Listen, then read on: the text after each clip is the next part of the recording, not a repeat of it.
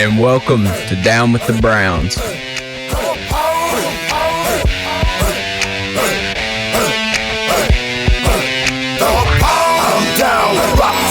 And welcome back to another episode of Down with the Browns.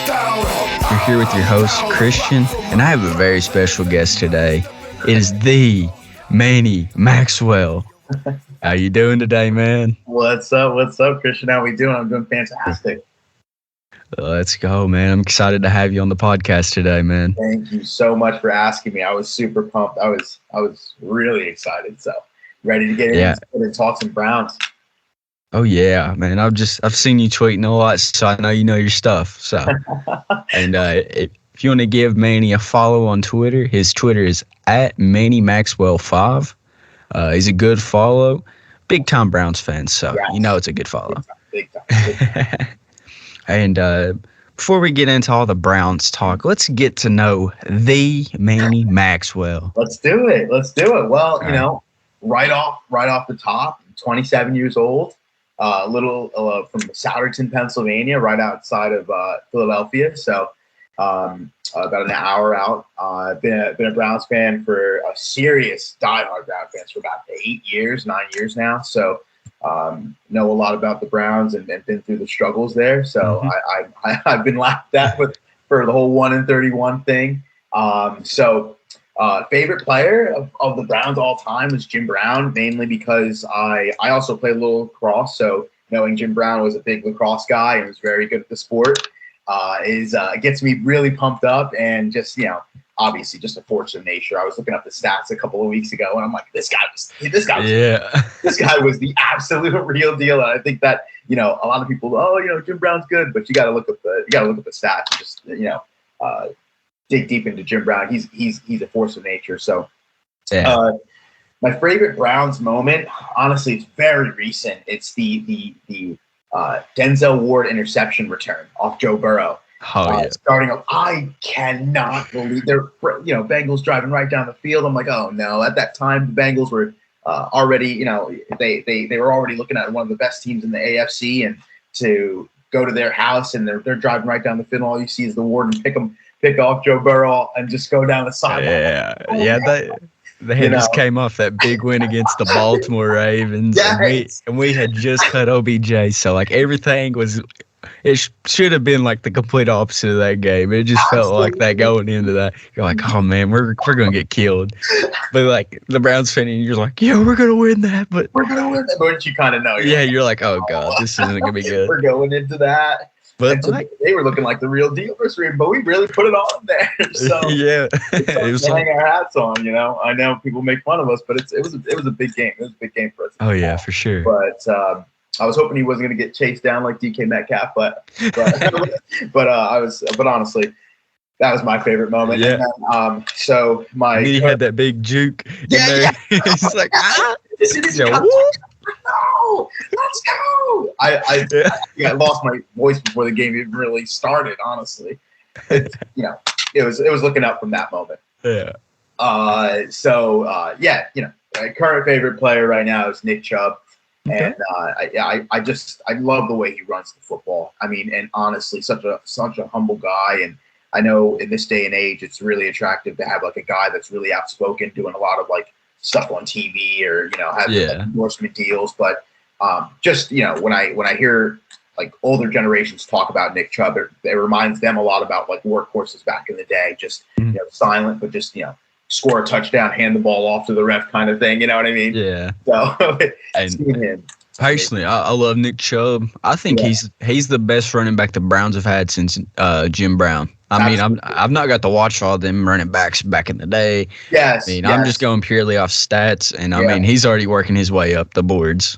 And honestly, the way that the Browns have got it set up, they're going to have him be healthy for a long time, especially with that running back room.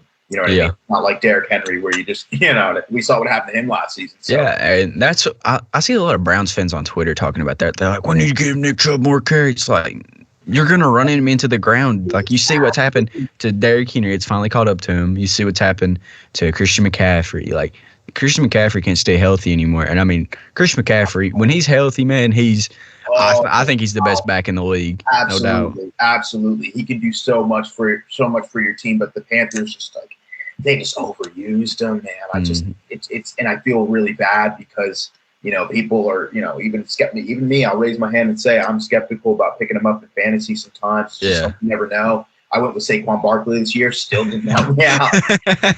I don't know. This year I'm just gonna not. People say take it, whatever. I'm not taking the running back first. I'll say that. So get Cooper Kupp if he's there, but So that's Nick Chubb, definitely one of my favorite players right now. Yeah, and so let's get straight into some Browns talk, man. Let's get into some more. So with free agency coming up, it's less than a month away now. What are some moves you think that the Browns should be making this offseason? One of the ones that pop out to me, honestly, I know a lot of people have been talking about the wide receiver room. A lot of people like the combination of getting somebody from the draft and also picking somebody up in free agency. Mm-hmm. I like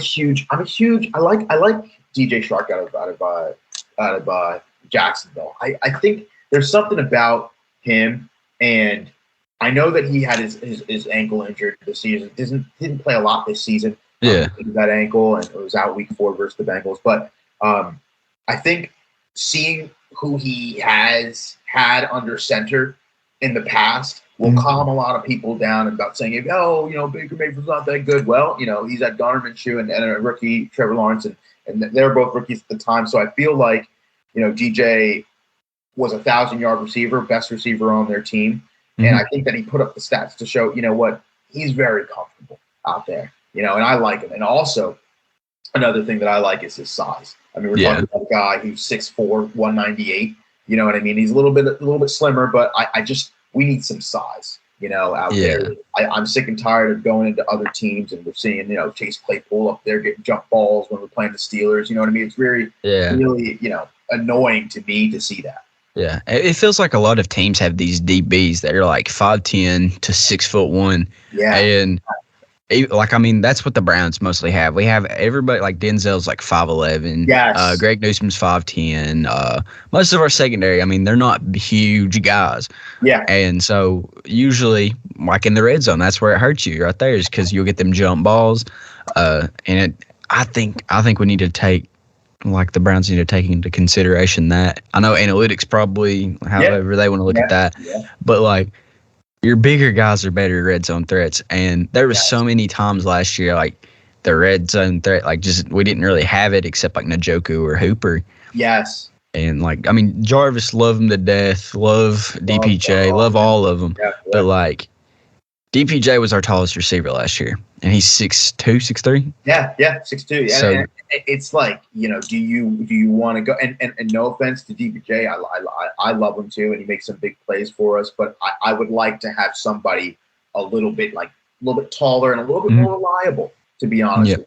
And those big game moments that especially after watching the Super Bowl, everybody and their mom knows that Cooper Kupp's getting the ball, and he's not the biggest guy out there, but he's reliable. Yeah. So definitely, I would like some height out there. Yeah, and the thing about DPJ was last year, I feel like we threw him into the wide receiver 1 role way too early. I know we had to just because of the injuries, but like he's not a 1. He's a 2 to a 3. Yes. Dude's great in that role, though. Like, when he's the 2, he's phenomenal. He's phenomenal. And I believe that he has if he's a 3, we have one of the best 3s in the league. I really do believe that if we're going to put him at 3, that's what I would personally like. To be that, lucky for next season to say, hey, DPJ, you're going to be a 3, man. That's not an insult whatsoever. Yeah. But to have him back there. But I think that DJ is definitely one of the guys that I'm looking at. Sure. So I've got a question. There's a hypothetical out there, and I really like this hypothetical, but I don't, because it means that we're going to lose a very impactful player to the locker room. Yeah. But I've saw a lot of people talking about Mike Williams. Yeah. His contract would be about $16 to $18 million a year. Same as somebody we know. Yeah, and Jarvis Landry, who is Yes. due that money this year. Yes. If we cut Jarvis, would you be all right with cutting Jarvis to sign a guy like Mike Williams? And I like Mike Williams. I was having a little bit of a discussion with a buddy of mine, big Steelers fan, and he's not big on Mike Williams, but I personally like Mike Williams a lot. The only thing that concerns me is if we bring in Mike Williams. I know we don't have another guy on the other side of the field who's like a Keenan Allen. Yeah. That's what concerns me, and it's the reason I'm a little bit shaky and a little bit traumatized about that is because I saw what happened with Austin Hooper. I mean, we brought him over from Atlanta, and he had these stats, one of the best tight ends in the league, and all this, whatever the case may be. But then you kind of ask the question: was it because of Julio Jones? Was it because of Calvin Ridley? You know what I mean? It makes you question it. It's like, okay, now I want to see who you're playing around. Yeah. So when it comes to Mike Williams, you see some weapons. Austin Eckler in the backfield, like we will have Nick Chubb, obviously, but we don't have him exactly like a Keenan Allen to say. Yeah. So am I comfortable with making Mike Williams the one is my question. And I've seen that before, and my only caveat to that would say, all right, who are we picking up in the draft? I hope it's a wide receiver who is comparable enough, to fit in with a Mike Williams, draftable wide receiver and DPJ. Okay. Yeah. So hypothetically, let's say the Browns do cut Jarvis. The Browns sign Mike Williams to like a 4-year yada yada yada deal. Yeah. With the 13th pick, who are you taking in that situation? I'm going to say this to the cows come home. I love Drake London. And I get it. We're in Browns Twitter. We're in Cleveland. We're in Ohio, the area, Ohio State guys. Garrett Wilson, Chris Olave. What about those guys? I get it. I understand. But when we're talking about a guy who understands the jump ball and what to fight for when you're out there, I personally love the big body wide receivers. I'm sick and tired about, like I said before, about these people. I'm sick and tired of being beat like that. Especially, Drake London can be able to create separation. Yeah. And I like the fact that he's a bigger target for Baker Mayfield finally to throw to, and maybe that'll entice Kevin Stefanski to use bigger targets more because I know that he loves his tight ends. But I think it's a safety net. So I would choose Drake London if he's on the board. Yeah. Honestly, closer than we get to draft day, it seems like he might be off the board. Yeah, it seemed like there for a while. Garrett Wilson was the consensus number one wide receiver, and then everybody started watching more film, and now Treylon Burks kind of entered the discussion. And then, Drake London was in there too, but he was kind of the 2 to the 3 because a lot of people were still high on Chris Olave. Chris Olave hops kind of dropped off. He's now projected like late first. Jahan Dotson's his stock's climbing. Yes. So, I mean, if we can come out of the offseason in the draft with Mike Williams. I can't even. Man. Hear me out. If we do cut Jarvis, we will have to sign some more. I think we got to sign a vet guy. Yeah, I think Marquise Goodwin would fit that slot because he's a little older. Yes, he's probably going to leave Chicago just because they really didn't do anything with him. Yeah. Plus, they didn't go in the direction everybody thought, and that was clear as day that they should go with signing an offensive-minded coach. Right. But hopefully their trash is another man's treasure. We get Marquise Goodwin. We have him in the slot. Then we got big bodies like DPJ, Mike Williams, and Drake London. Yeah. But if we do go another route, I will not be mad at that either. As long as we can get guys that can catch the ball. It feels like there's been a lot of – last year it felt like either Baker was throwing it over guys, under guys, and then when he'd hit them, they would drop it. And it just felt like anything that could have happened went wrong last year down the stretch. Like you had people like Austin Hooper who was falling like a little baby anytime. Oh, man. The catching and falling right after. Yeah. It was like it felt like when you hand like a baby something and like they'll like stumble or like toss it to him, they'll stumble and fall. Like it just felt like that's how he was trying to catch the ball, was he was falling down to catch it. Yes. And I don't know why Stefanski wasn't using Njoku as the tight end one at that point, but he knows more than me. That's why he's the head coach, and I'm doing a podcast about it. Yeah. And you gotta trust Stefanski's play calling, and he didn't win Coach of the Year for nothing. And I do question it sometimes, but I think I would like a playmaker who can pick up. That's our number one thing, really. Is pick up the yards after catch, the yak yards. I love. If we can get somebody who can catch that football and make something happen with it, to make something like that's what I think in my mind. People thought Anthony Schwartz was going to be that. Yeah, like a real fast kind of. I don't want to. I hate to use this comparison, but really, we thought he was going to be kind of like a Tyreek Hill. You know what I mean? Real fast kind of guy. Pick up some, put him in a drag route, throw it right over the middle 5 yards, and then he can pick up an extra 10, 15. It's unfortunate that that's not the case. He said, I saw on the social media, he said he's going to be working really hard on catching the football with a jug machine. I hope for the best. Yeah. That was one of his knocks coming out of the draft, was like he's very fast. Yes. He runs really good routes. Yes. But his con was catching the ball. And that's one of the main things you got to do. Like that's what's made Rashad Higgins such a huge asset to the Browns when he did play, when he's getting all the playing time, was he could hold on to the football. Yes. He's not the best route runner. He's not the fastest dude out there, but he could catch the ball. But if he gets two hands on that football, he's catching. He's bringing it. It was a safety net. What I mean? And I remember early on, and a lot, especially season before last season, 2020, Rashard Hollywood Higgins. I mean, we saw him in the end zone a couple of times. Mm-hmm. So I think it was very. They built that rapport with Baker, and I personally liked Hollywood Higgins a lot. I hope that we can get something out of Schwartz. I hope that we can get something out of Hollywood. Yeah. I do believe that the wide receiver room needs some attention.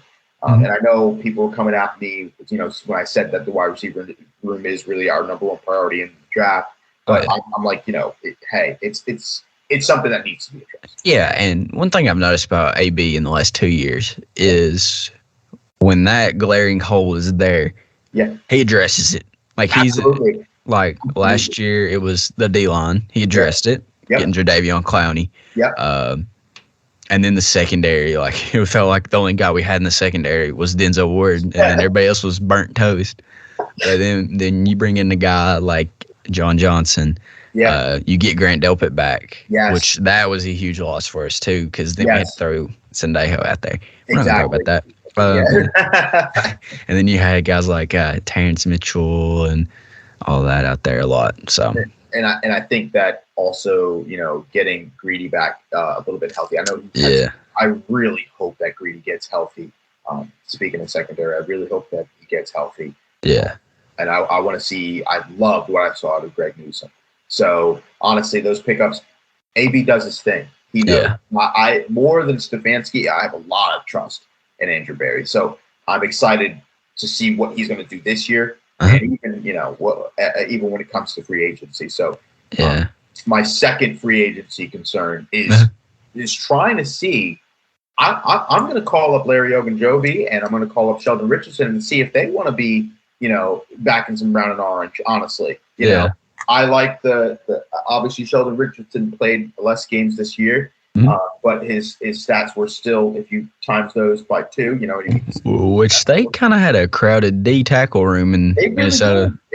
So, hey, do you want to come back over to Cleveland and play some more? I mean, I personally liked him. Yeah, and he didn't want to leave. No, and that's a sketchy situation too. When the way we handled that situation. Yeah, I just think he wanted the bag, though, because, I mean, when a team's offering you that money, that's $10 million. Yes. A lot of it from a fan perspective, it's like, okay, why would you want to, leave a good situation for money? But as a human, it's like, all right, hey, that the bag's calling you. Yeah. So, Yeah, you got to go where it's at, and he got a decent payday from them, but yeah, from the Vikings. But I think the Browns could offer him that 1 year deal, kind of bring him in, kind of like how we did Malik Jackson. yes. I wouldn't mind us bringing back Malik Jackson. I thought he's pretty good. Yeah, I thought he did, and that's why, honestly, to be completely honest, I was like, that's why I don't know if I'm totally, because if we can get Jadeveon Clowney back, get him on board. Obviously, I don't know what it is with Jadeveon Clowney, but his whole career it seemed like he wanted to reset the market for like, bro. Oh God, oh man. But it's like if we could just talk to him and not have him ask for so much money. I mean, honestly, I would have no problem with not drafting number one, for our pick. Like, we don't necessarily have to go a D tackle. That's why I said wide receiver, because I'm like, hey, maybe we can work something out where, he doesn't want so much money. It feels like they've got a lot of faith in Jordan Elliott too. Yes. I think that if he does as expected going into year 3, I think he could have a decent impact with if we do re-sign Jadeveon. I think we will. I think that's gonna happen here soon. But I think a name that just kind of glares at me in the draft. Well, there's 2 of them. Like, if we can get a wide receiver like a Drake London in the first and get this dude in the second, it's home run, buries the GOAT, can't ever fire him, never, ever, ever, no matter what he does. Is like if you can get a Devontae Wyatt or like a Logan Hall in the second. Dude, Devontae, he's a dog. I mean, it may have been, you never know, because Georgia's defense was so nasty last year. I mean, it could be a product of the system and the people around you. Yep. Or he could be that dude that we all think he is. He can actually be that guy, yeah. Yeah, and I think Logan Hall's going to be, dude, that dude's going to be so Logan good. Hall. I really like Logan Hall from Houston, right? Yeah. Yeah, I mean, Logan Hall, 6'6" guy, he's a big body as well, and I would love somebody who can like clog up those holes, because I'm looking at our division. I really like. Obviously, we got lucky with the Ravens. Obviously, J.K. Dobbins getting hurt, but if we have somebody else to clog up that hole, I mean, Najee Harris is going to get stopped. I'm talking Joe Mixon. We're going to get stopped. Somebody on that defensive front can really hold up. Logan Hall is one of my favorites. Yeah. And like if you retain a guy like a Malik Jackson, who's 6'6" himself, imagine lining up across. You look at it, Myles Garrett 6'4", Logan Hall 6'6", Malik Jackson 6'6", Clowney 6'5". It is something that's extremely scary. I'm telling you, and it is. And hey, I think that one of the biggest problems starting the season on defense is you had so much talent. I don't want to give Joe Woods a scapegoat, but I will say maybe it took him a little while to just figure everything out. And figure out what exactly he had. So if you bring in those kinds of talent for next year, hey, we already kind of know each other, and we're just going to plug and chug maybe 1 or 2 pieces. It's like, man, they finished off the season defensively. Second half of the season, I was impressed. Yeah, I really was. Yeah, it seems like Joe Woods like solidified his job in Cleveland. Like after the first about 6 weeks, you're like, okay, we gotta get this dude out. He don't know what he's doing. Get him out. That Chargers thing where the high scoring. It's like we couldn't stop a nose. Yeah, and it felt like after that game, we was holding teams to under 20 like consistently. Yes. And I think down like the last about 5 to 6 weeks of the year, I think that was a Super Bowl caliber defense. Like it really was. And I don't want to. I know it's nice. It's sexy to talk about the quarterback position all the time. You know what I mean? But I want to give some props to that defense and say, hey, that defense second half. I mean, listen, that is very. I really like that's playoff defense right there. Oh yeah, for sure. So if you address 1 or 2 things, hey, even if you want to go defensive tackle first, first pick in the draft, I wouldn't. Yeah, and I think that the Packers game speaks like just miles of that defense. Oh my gosh. We had 4 turnovers, and they beat us by 2. I mean, it wasn't a good offensive game. No. But to give the ball where we gave the ball back to the Packers in most of these situations, to hold them to 24 points. It's extremely impressive. And you're extremely impressive. The MVP, reigning MVP, and current MVP this year to that. Yeah. And honestly, it's not something that was just a fluke either, because we did the same thing to Lamar. You know, we had 4 interceptions on him, and it's like, all right, guys, it's just offense. I really, you know what I mean? And so that's why I'm so. A lot of people want to say, wide receiver's not exactly a given, but I'm like, yeah, you gotta. Just because it's a deep wide receiver draft doesn't mean you need to wait. You know what I mean? Yeah. And I think that the NFL has shown you the past 2 seasons what a steal of a wide receiver. I mean, you look at Jamar Chase, you look at Justin Jefferson, the problems they have caused for defenses. I wouldn't sleep on a good wide receiver. Yeah, we're just gonna have to get the LSU boys. That's what it sounds like. Yeah, that's what it sounds like. Anybody LSU or pay them to come out just to go out of the draft for sure. Yeah. And just moving forward, what are you to expect from Baker Mayfield next season? Like, do you think he's going to be a Brown? Do you think he? Yeah, I think he's going to be a Cleveland Brown. If I had to, and I think it's a serious question. If we had everybody on Twitter and Facebook, if we had everybody just say, hey, you know what, you have to bet your house, your car, your way of living on who's going to be the starting quarterback for the Cleveland Browns week 1. I think most people will say Baker Mayfield.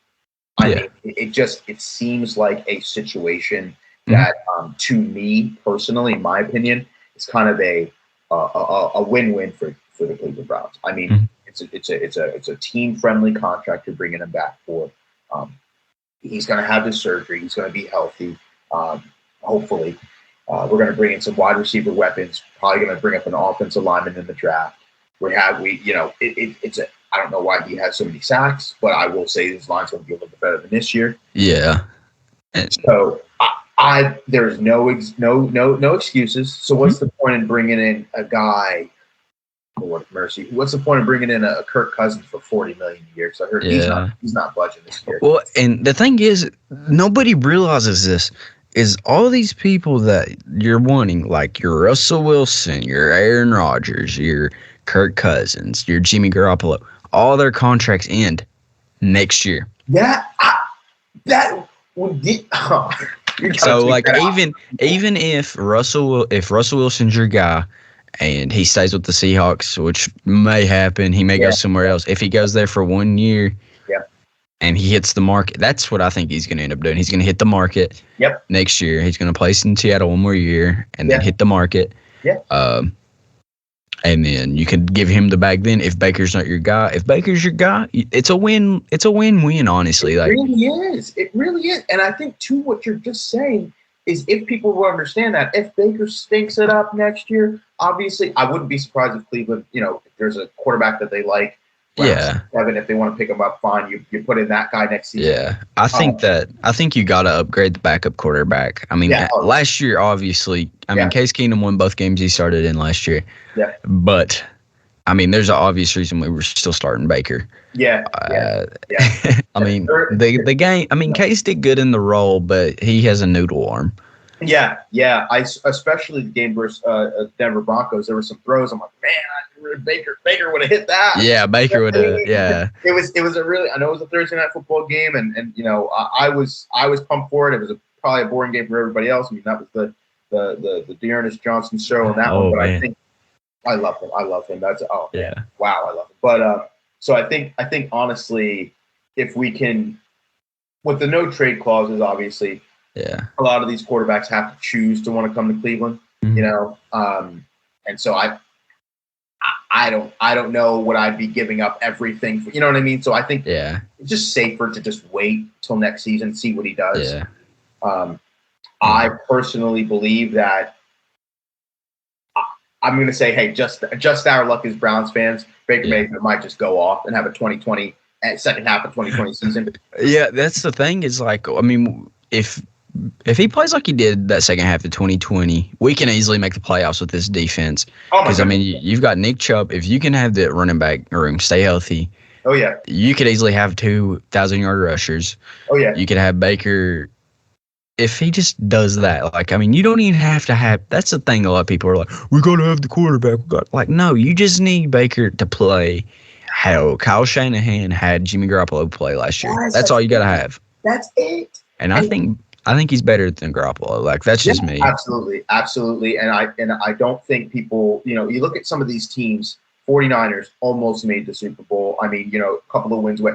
Jimmy Garoppolo has been that team. It's really not because of Jimmy Garoppolo. It's really because of everything you put around him. Yep. And to be honest with you, I don't think there's anything wrong with that. You know what I mean? I'm looking at the Tennessee Titans. You think the Tennessee Titans have a problem with that? Ryan Tannehill isn't the greatest thing since sliced bread. Yeah. It's everything around him, though, that made him okay. And then he also, all you need him to do is, in some certain situations, make a play here, make a play there. And he also has a dominant receiver in A.J. Brown. Oh, my goodness. Oh, and then he had Julio. And especially, I know it was an injury year for Julio, but we saw him in playoffs. I remember seeing Julio go off. Mm-hmm. So, in that one game they had. But I saw him being an integral part of that offense. So for me, it's like, okay, you bring Derrick Henry, you got all this. I look at the Cleveland Browns and say, you can be something like the Tennessee Titans or like the 49ers, where you're known for your defense, known for your guys in skill positions, and your quarterback is comparable. Yeah, it's just you're gonna have to get the narrative out of the media right now, because the media has been hounding on Baker hard as all get out. It's been. It's been, and I think honestly, and that's something I noticed today. This is just a side point in my head. Is you have a couple of reporters in the Cleveland area who have it out for Baker Mayfield, and it's so funny because the national media will look to those few reporters and say, "Hey, this is what's going on in Cleveland." Yeah, and that's something I noticed with Colin Cowherd today. He was like, he was referencing MKC and Mary Kay Cabot, and he's like, "Oh, well, the Browns are going to be looking at the veteran wide receivers, all this and the other case in DB." And I'm like, that might not be the case just because she thinks that's going to happen. Yeah. But what's most realistically going to happen is Baker Mayfield's going to be back. Yeah, it's the smart move in salary cap, because all the other quarterbacks make more than Baker will the next year. Absolutely. But I mean, you obviously got to upgrade that room. Like backup wise, draft a kid. I wouldn't mind Bailey Zappi out of Western Kentucky. I would not mind him at all. I wouldn't mind us signing Trubisky, and I wouldn't mind us signing a Mariota. To be honest with you, if somebody were to say to me, who would you want? Mariota's my favorite because he has that little touch of mobile quarterback, and I personally like that. Yeah. You know what I mean? I've seen him. I've seen what they did with him in Las Vegas. Kind of switch him out for trick plays and have Derek Carr out in the wideout spot. I kind of personally like that. Yeah, I really like Mariota, and because he's a tank. I mean, I remember him in Oregon. I mean, he balled out. So. Oh man! And I love him. I really his first little stint in Tennessee. Like, I mean, he's shown he's the dog. Like, everybody's calling him Mariota. Yeah. I remember that. And then. Which, I mean, I think Trubisky's a good quarterback in the right situation. Yeah. I mean, he did go to a playoff game with Matt Nagy. I think that's it. Honestly, like it's really, to be honest with you, I think a lot of people, I get it. You can scoff at the idea for him being the starting quarterback, but as a backup, I wouldn't have, obviously still bring Baker back, but I think the biggest thing is to bring somebody in behind Baker who actually, because Case Keenum, I mean, I think we all knew he wasn't exactly going to be a threat. Maybe that. But to bring in somebody who's a backup and, where Baker can be like, wow, if I mess up, if I, do something, this guy can really come in and take my job. Oh, and if it is Trubisky, we got the hometown kid. Yes. So there's going to be a little pressure on Baker to play well. So I think, and one thing I've noticed about Baker is when you put him in the fire, he starts to do a little bit better. Yes, and I think that a lot of people. That's why I think it can do him some good because again, we were looking at him versus Kansas City. I just can't believe Kansas City week 1. I saw a completely different Baker. People keep talking about last year. Last year.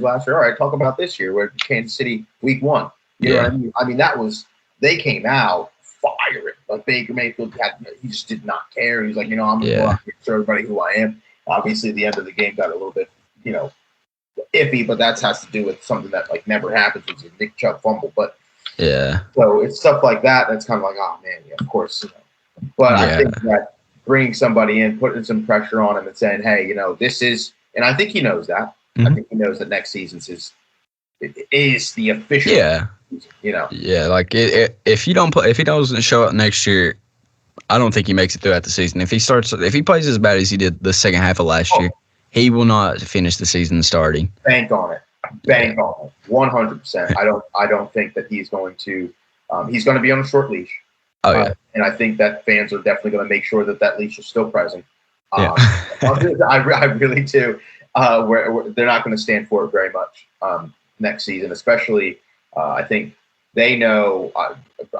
People can downplay it if they want, but there's no Big Ben. We have the Bengals number. I mean, hey, we do for not even last year, but the year before that.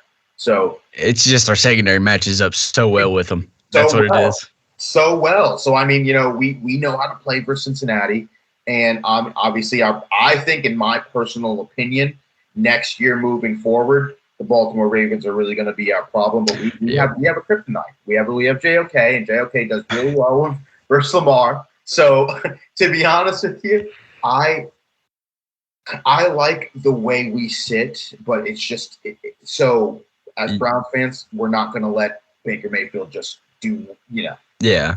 Like you can't let him because this isn't the same old Browns as like the 0-16, the 1-15. Like it's not. You've got too much talent on the team to waste.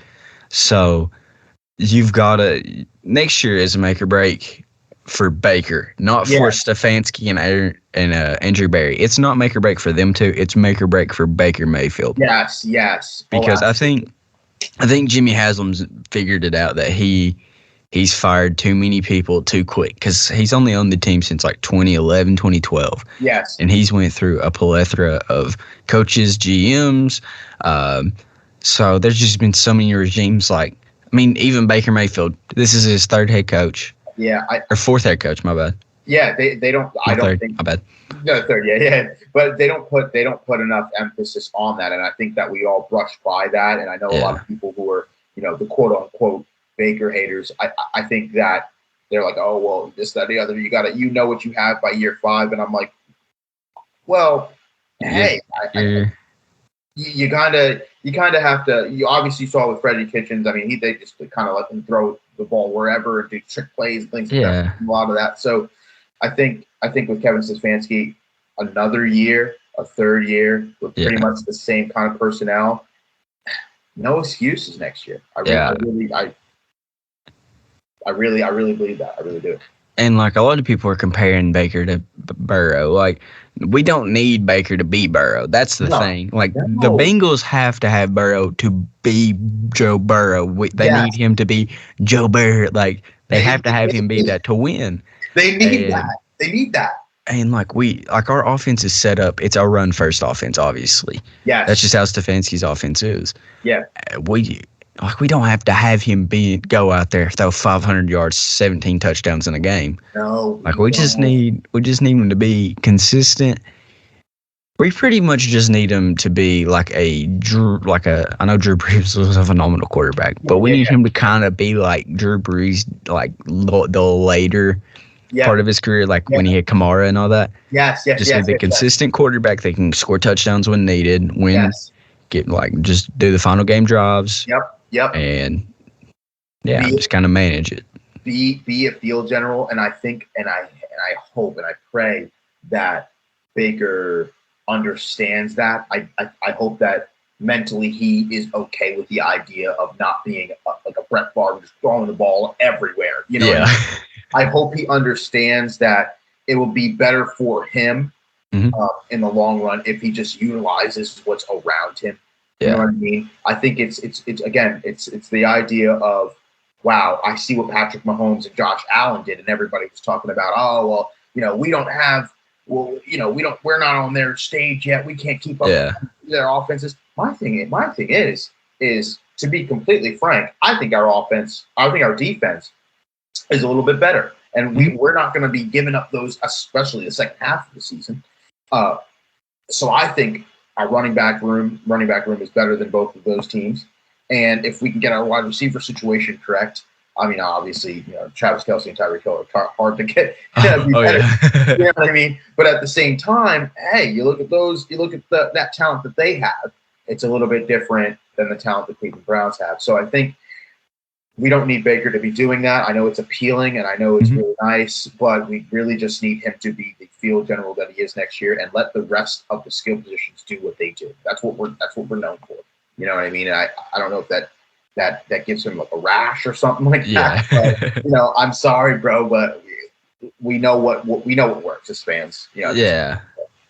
And like when I went to the Lions and Browns game this past year, and Juice got hurt like midway through the game. Yeah. And Baker was not having a good game. I'll just say that. He wasn't having a great game at all. Yeah. But at one point, we had 3 receivers on the field. Yeah. Like Juice went down. Yeah. So he had DPJ, I think Jamarcus Bradley, and I don't think Schwartz was up there. I don't even remember who. That's exactly what I'm saying. Like I don't even remember who the receivers were. Yeah. We were down so bad. I don't remember the third who our wide was. But I remember watching it, and I was like, this is when everyone knows you're going to tight ends. Yeah. You know what I mean? And I think it's just hard because, especially the one, I forgot what game it was, but we were down David and Joe. I think it was the COVID game, but we had Harrison. Only had we didn't have Cooper or Harrison Bryant or David Njoku. I think we had no tight ends, but I think it's those. It was about the Ravens game, but we got Njoku, or the Raiders game. My bad. Yes. But we got him back like the last second. Game. That was the Raiders game, and so I think it's saddening to see when people bring up these other quarterbacks, and I kind of even tweeted it out. I was like, okay, well, maybe 3 quarterbacks who are really good with mediocre wide receivers. And I had a conversation with one guy and he, brought up the Cowboys and I'm like, CD Lamb is not, I'm like, Mari Cooper. I'm like, you brought up Derek Carr and I'm like, Hunter Renfrow is better than any wide receiver. I'm like, Hunter Renfrow is extremely good and extremely reliable. I don't know a reliable guy that we had on our in our wide receiver room. Then you had Walker too. Yeah, exactly. Darren Waller, and I'm like, how was that? No, I know exactly what you're saying. But like, how is that situation? Like, if I had to come to defensive Baker in any sense, it's like the people he has to throw to, and what people expect Baker Mayfield to do. Do you expect him to catch the ball too? I don't know what you. So. Yeah, he needs to be like was it Tom Brady's commercial where he throws it up and he's like on the other side of the field and he catches it? Yeah. I'm like, is that what you want? And trust me, I will be the first person. I'm not the hugest Baker bro in planet Earth, but I will say, I will be the first person next year to say, listen, I'm not tolerating a lot. Yeah. And you're going to be on the short leash, bro, because I can't take it. Yeah, like like as a Browns fan, like. I don't know if you feel this way, but like I think last year was more heartbreaking than the 0-16 team. Yes. Because you kind of knew right off the bat where this team like one of the first plays that happened that year was for safety. Yeah, I was like, man, oh man. I like Notre Dame football, so I was kind of high on Sean Kaiser piss off. I was like, man, oh man, this is going which he was put in a pretty crappy situation too. I'm not even like, I mean, he wasn't the greatest quarterback, but like when Corey Coleman's wide receiver won with Kenny Britt on the other side, like you're not going to thrive too well in that. No, you're not. And to be honest with you, and that's the reason. Like last year, man, oh man, like I said before, my wife's a big Steelers fan, so going into this season, I was like, this is it. No more of that big brother stuff. I'm not the Steelers aren't it. I don't care about Lamar. Bengals, I don't care. Like I was seriously contemplating on like saving up some money just in case the Browns go to the playoffs. You know what I mean? Yeah. I was going to go to a playoff game for the Browns this year. I was really going to do it, and I didn't think Super Bowl, to be completely honest, but I did believe that we were going to go to the AFC Championship game. So to just see how everything was like tearing apart, I had a little bit of hope. I made the video about the Browns were dragging me back in, so I kind of I kind of felt a little bit of excitement, but to just be let down with the injuries and COVID, I was like, you know what? Yeah, and I think that the Odell situation, I've said this a ton. I think that hurt the team more than a lot of people realize. I know you lose a good receiver, but that just caused such a disconnect in the locker room. Yeah, it's not really out there in the media, but that disconnect, because you had OBJ fanboys in the locker room, you had Baker fanboys. Oh yeah, because you kind of had that disconnect there, and I think that was the move that Stefanski needed to get a hold of the locker room. Yeah, and I don't think he got it quick enough. And progressive, and then Baker just progressively got hurt worse throughout the year, and it just felt like everything just started going downhill after the Arizona game to me. Oh yes. The Arizona game, the one that really hurt was the Steelers game. I mean, that was the first Steelers game. It was like, wow, we did run the ball. Chubb ran it 8 times, I believe, something like 8, 9 times. Yeah, we're barely getting the ball. So I think, you have guys in that locker room. I forget who said this, but you guys have young wide receivers in that locker room who probably in college had Odell posters. Yeah. Rumors. You know what I mean? So you go to a team where Odell's on there, and I wouldn't be surprised if they were hanging out or whatever the case may be, and you just see he's disgruntled. And it doesn't matter why he's disgruntled. It's like he's disgruntled, and if it's about not getting the ball a lot, and then you see him go to LA and get a Super Bowl. We can win a Super Bowl. I think a lot of people, to be fair, were more looking closely at all the good things he did in LA and kind of magnified it a little bit more. But he was good in LA. He did score, and everything. So I'm not going to downplay that whatsoever. But I think that whole situation is just it did really tear it, like you said. Which also I think that where in LA he wasn't the number one target. Cooper Kupp was. And then I think that helped him out a lot because Jarvis and Odell, I don't think they even played a game together this year. Yeah. All the attention was on either Odell or Jarvis. So that's why I don't think that either of them had a great year. Yeah. Because when they both played healthy years together, they both had 1,000-yard seasons. Absolutely. And we saw them doing everything. I remember last year, 2 years ago, and at Dallas Cowboys, you're getting that Jarvis to Odell pass. Like they're flying all around together. It was very appealing, and I think for them it was just unfortunate. But that's another point that a lot of people need to bring out. Cooper Kupp was the number 1 wide receiver on that team. You know what I mean?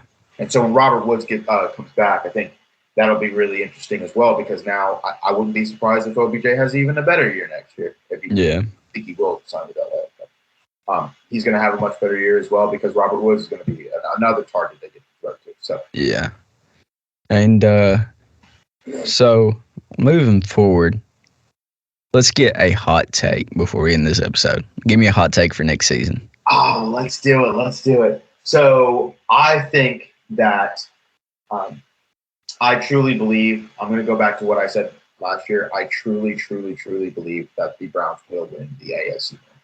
I don't think I can go right down the line. I don't believe that the Steelers, they're going to have a little, if they keep Mason Rudolph as their quarterback, they're going to have a little bit of a mini rebuild season. They have some things they need to address.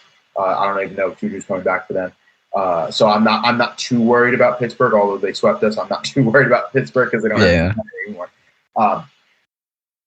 Again, like I said before earlier, I like our chances with the Bengals. The team that concerns me is the Ravens, because they're going to be healthy. and they're going to have the easiest schedule in the division because they finished last. Mm-hmm. So they're going to get Marcus Peters, they're going to get J.K. Dobbins, and I'm pretty sure they're going to be wanting to sign a wide receiver and a line. So I think Marcus Peters might be a free agent. So that Marcus Peters might be his free agent. I think his contract ended this year. Oh, let's go. I'm not 100% sure. Yeah. I'm basing that purely off of Madden because I've seen him in free agency a lot. So, if that's it'll be something interesting to watch because I know Calais Campbell. I hope Calais Campbell doesn't go back. Oh, he's another free agent. Oh yeah. That I was eyeing up. I forgot. I had that written down too. I wouldn't mind paying him the bag. No, not at all. Not at all. Can you imagine? Oh man. Calais lining up. You'd have to line up. You'd have to do this certain package where you put, if we do keep Clowney, you'd have to do like a Clowney, Calais, Miles. Imagine trying to stop run a 3-4 defense, and because isn't Calais like 6'7" or 8? He's like 6'8", I think. Unimaginable. And then you could put like JOK on like the opposite side. Oh, that's not fair. I mean, honestly, you could you could blitz him and then you could drop him into coverage to kind of just throw him off. So like that 0.5 seconds, Miles could like kill whoever's on that side. That would be out of this world. That would be out of this world. I mean, the possibilities of that happening are very slim. Very slim. But it's a cool thought, you know. But I will say, you know, it'd be nice to have Calais. I mean, obviously, to know a little bit about what's going on with that Baltimore offense and how, you know, do the best you can. But I think we do well against Lamar Jackson, especially since the acquisition of JOK. But I really do believe that. I mean, I don't know how hot that is, but I do believe that we will win the AFC North. And I that's something I actually truly would bet on. Really. I mean, if we're winning the AFC North for the first time, man, I'm here for it. I'm totally here, 100%. Take it to the bank. I'm here for it. That's something that excites me. That excites me greatly. You know what I mean? I would say, I know there's a lot of people saying Baker Mayfield's going to win MVP. I'm not that big of a. I mean, I'm here for. I think he's going to have a decent year next year. I'm not going to go out and say he's going to have 50 touchdowns, 2 interceptions, 4,000 yards. Like, no, that's not. I think he's going to have your like 25 to 30 touchdowns, anywhere from about 8 to 13 picks. Yeah. And I want to see him hit 4,000 yards. Hit that 4,000 yard. That's a mark that I think is not only attainable, but I like the fact that, you know, maybe give him a bonus if he hits that. Give him something. Give him some incentive package to say, hey, you hit this. And I think that year 2 with all this secondary and defense, like I think that we're going to get a lot more takeaways than we did last year. Mm-hmm. And so I think we're going to have one of the most high-powered offenses in the league. Yeah, that's why I'm saying I think we're going to have that 2 1,000-yard rushers and Kareem and Nick Chubb. I really want to see that in my lifetime. I've heard it since like we had like Terrence West and Isaiah Crowell.